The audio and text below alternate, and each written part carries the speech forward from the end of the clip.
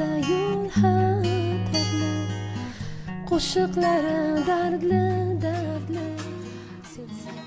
Central Asian Republic of Uzbekistan is the second largest exporter of cotton in the world. 1/3 of the population are forced to work for the government's billion-dollar cotton industry. Water and chemicals used to grow Uzbekistan's white gold are causing an environmental catastrophe. Due to underinvestment and a shortage of agricultural machinery, 90% of the cotton harvest is gathered by hand, often by children. Schools are closed across the country as hundreds of thousands of children from the age of 7 are taken by their teachers to work long days in the cotton fields. Many students, they said that we are like slaves and we are tired, we want to go home, we are hungry, we are cold, but they cannot go because if they'll refuse to go to take part of this cotton campaign, they can be fired from the university or college and they're afraid, of course, of it. Siyosat, davlat buyuryapti, shunga chiqadi.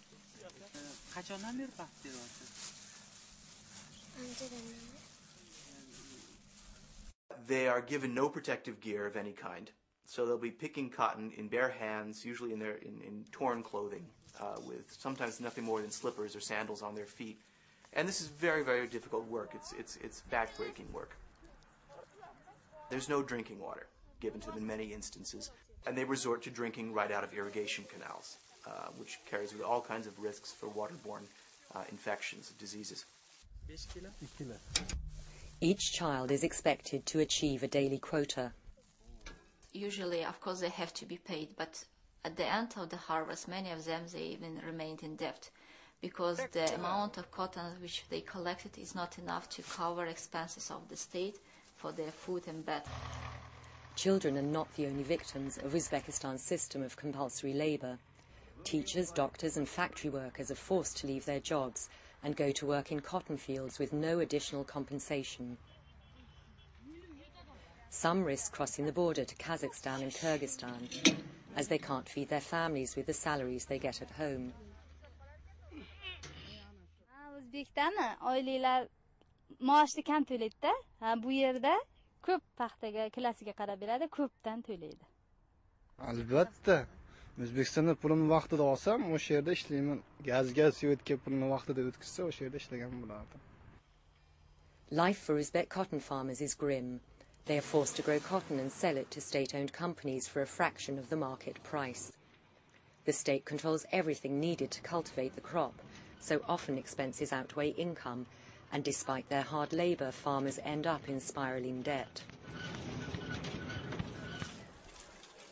They would actually be much better off if they could just grow some crops to eat on the land instead of all this cotton, the proceeds from which just go to the very rich and already corrupt people who run the country.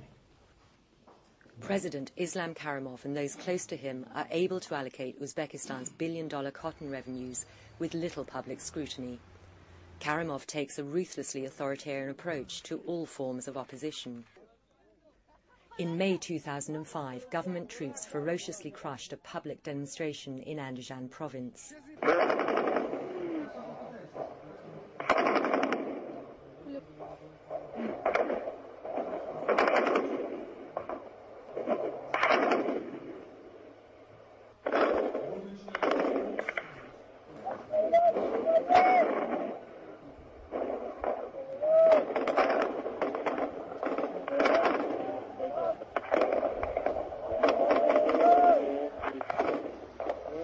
The government refused calls for an international investigation and hundreds fled across the border in fear. Shu erkaklarni o'ligi yotibdi. Hammasini qolganlarni yuklab, olib keldi. Biz yuklagandik, men nima qilaman, lekin ko'zimiz bilan ko'rganimiz asha juda ko'p edi ayol. Voy, ayollar, bolalar, jiji go'daylar.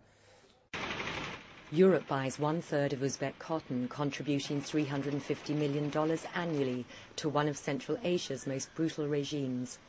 The main area in which Western companies, I think, are complicit in this very nasty picture is through their dealings with the very corrupt politicians and businessmen who are the ones ultimately profiting from cotton in Uzbekistan.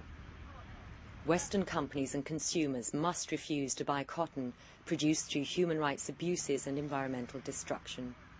This whole thing is a disaster in every way, on a scale that would cause total outrage if it happened anywhere else in the world.